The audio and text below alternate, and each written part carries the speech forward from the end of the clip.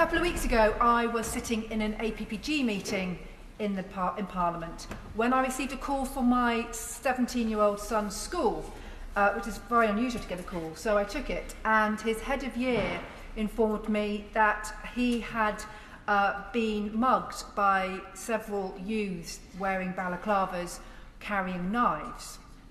You can imagine my feelings and my utter shock and concern for my son. And it suddenly dawned on me that I'm not alone. There are so many mums who have that call. Sometimes that call is tragic and they never get to see their son again, or their daughter, but it is quite often too many of our sons are involved. Mr. Speaker, I am absolutely relieved to tell you that it was a case of misidentity. He hadn't been mugged, he had witnessed the mugging further up the street. But again, it reiterates the issue that nobody is ever immune from knife crime. It is not a socio-economic issue that only affects certain demographics. It can hit any family, as we have seen in too many situations in this country over the years. It can be professional, middle-class kids, it can be kids from estates, it doesn't matter. Knife crime, it will affect every child who's out there, and that is why we all have to work together to ensure that our children are safe when they go out. I am one of those mums who cannot relax when my children are out until I hear that key in the door, and I know I'm not alone in that situation. Mr. Speaker, this is not a modern phenomenon. It is not happening just now. It's happening for decades, and we have got to get a grip of this. 11 years ago, a young boy, a 16-year-old boy, was literally slaughtered in Pimlico in my constituency. Hani was 16 and was attacked by a group of young people and was murdered. And 5 young men were sentenced for 26, 24 years and at His Majesty's pleasure. And it's always dawned on me that Hani lost his life and his mother Pauline will never hear his key in the door. But also those young people who were involved in that murder, their whole lives have been ended, their families' lives have been ended.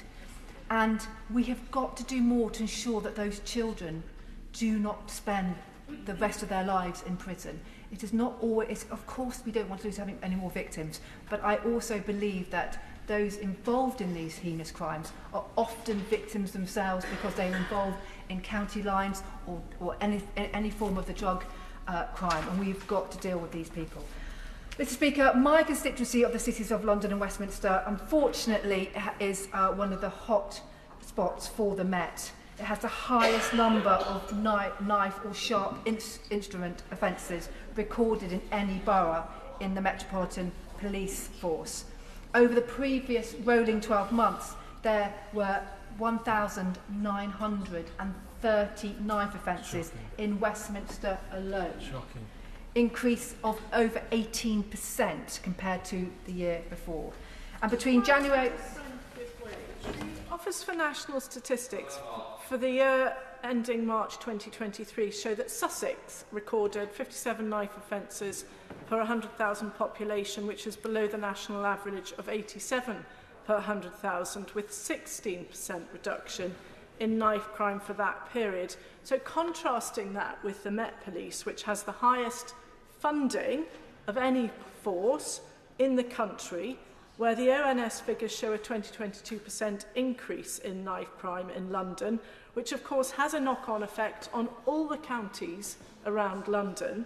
Would my honourable friend agree that the Labour Mayor of London, Sadiq Khan, should take a leaf out of Sussex Police and Crime Commissioner and Sussex Police, Conservative is Katie Bourne, and get a grip of this serious night crime? Thank you, Mr. Speaker. I agree with my honourable friend that obviously London, being the largest city in the country with over 9 million people, is always going to have larger stats.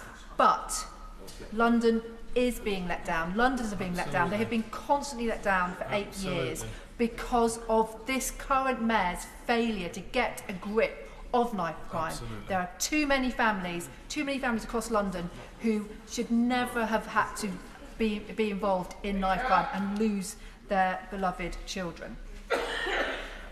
Madam Deputy Speaker, there were 156 offences in December 2023 alone of knife crime.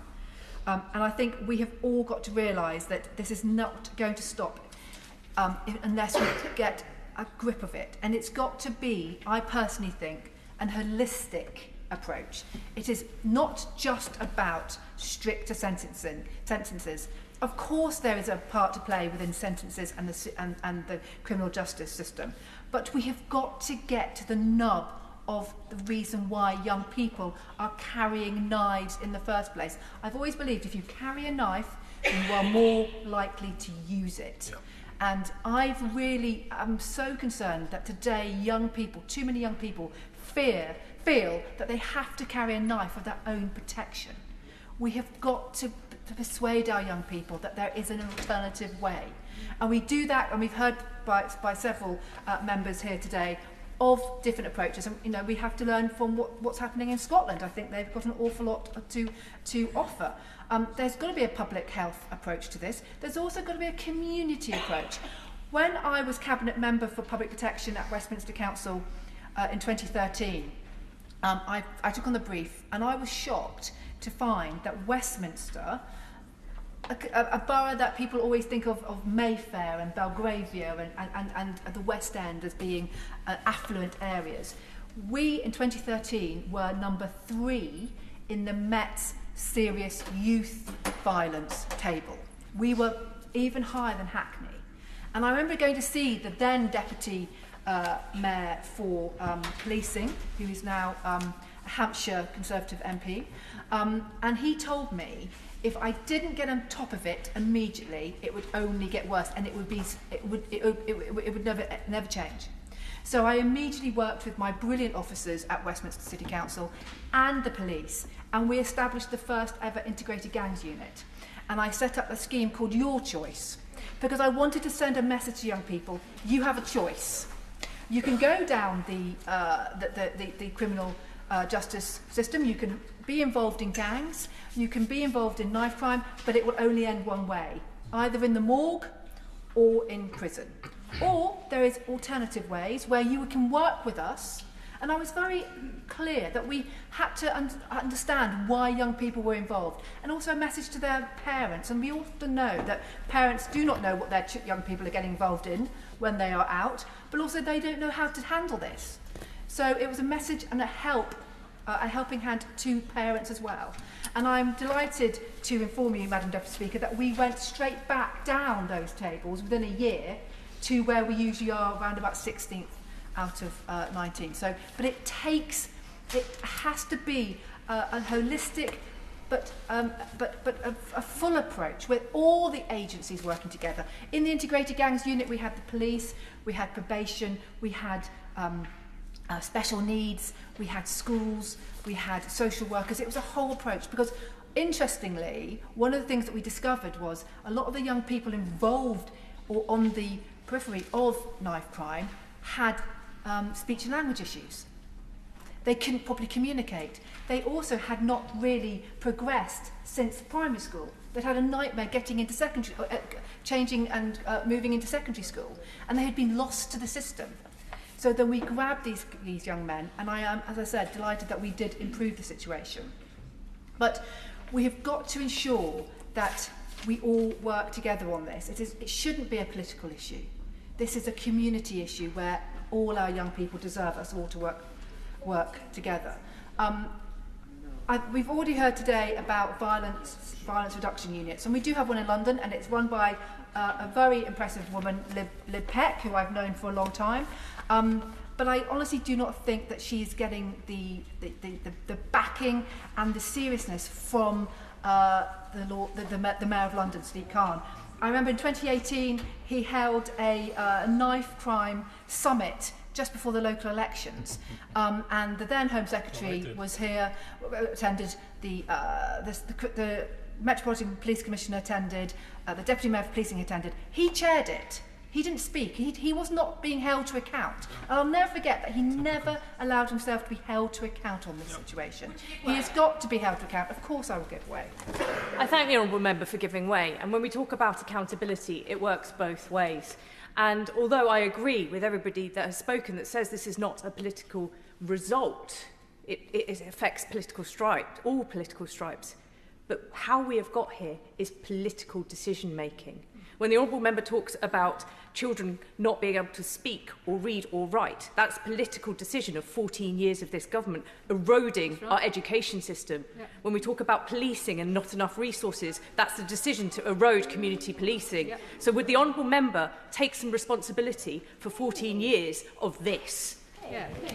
I thank the Honourable Member for her intervention. I have to gently push back and say, if you look at the PISA tables, where under the Conservative government we have become straight up from 25th in the tables. Under the last Labour government we are now 14th for reading, which I think is a very impressive very impressive result. And also I'm sure the policing minister will mention this later, but this government did provide this current Mayor of London with extra funding for 1,000 extra police officers, but failed to recruit those officers, and so the money went back into the pot and has been given to other police forces who I'm sure have taken advantage of that. But this is not a political issue, and I can say that I will take responsibility for when I was leader of Westminster Council, when we had cut youth services, we had cut them, and we had seen then a direct link to issues on the street. And I put my hands up and I said, absolutely, and we put £1.5 million back into the pot, because it is right that we make sure that young people have choices and they have the ability to do things after school, after college, and that they are given the best start in life. Madam Deputy Speaker, we are talking today here about a knife and sword ban and legislation that is required. I find it quite incredible that manufacturers do not take the same responsibility that they should be, and that they can get away through loopholes in legislation so that they are now producing zombie knives without writing on, because zombie knives with writing on are banned. I have absolutely no understanding about why anybody would want to manufacture a zombie knife in the first place. There's only one use for them, and that is not a use that we want to see. So I would suggest perhaps to ministers that perhaps we look at more flexible legislation around the words of blades or something like that, rather than being so specific about particular products, that we are able to widen up the legislation so that it covers so many different products and any future products. Madam Deputy Speaker, I think it's also important that we look at other corporates like record labels who are willing to put out drill music, which is often celebrating gang culture, and there has got to be a direct link to young people feeling in culture that is the right thing to do, to carry a knife and perhaps be willing to use it. Madam Deputy Speaker, I welcome this debate today. I think it's a very, very important debate that we have across party to ensure that we do work together, to ensure that we send a very clear message to all young people that carrying a knife is not the right solution, and that every young person in this country, whatever town, city or village they live in, whatever their background, they deserve to be safe in their lives. Thank you.